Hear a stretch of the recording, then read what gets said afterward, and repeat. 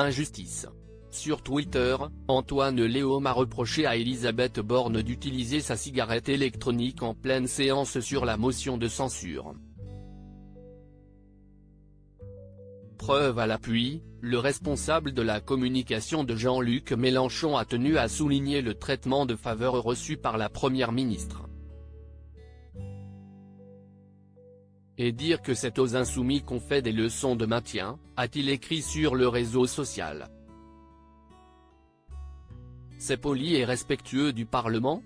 En décembre dernier, la chef du gouvernement s'était déjà attiré les foudres de Maxime Minot, membre des Républicains et député de la 7e circonscription de l'Oise.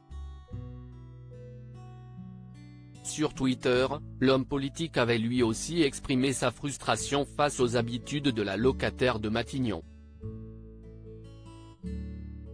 Ras-le-bol de voir, encore et encore, @Elisabeth-Borne vapoter tranquillement pendant que je pose une question au gouvernement à @Assemblina.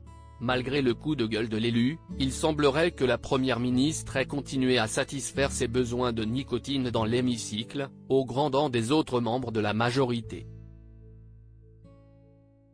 Supérieur à Elisabeth Borne, Bruno Le Maire.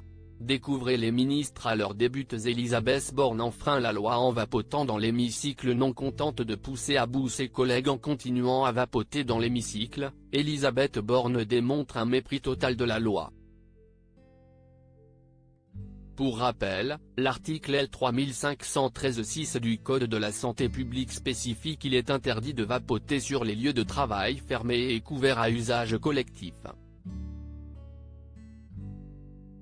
Selon le site du service public, la première ministre s'exposerait à une amende de 150 € à chaque fois qu'elle sort sa cigarette électronique dans l'hémicycle. Le fait de vapoter dans un lieu à usage collectif est puni de l'amende pouvant aller jusqu'à 150 €.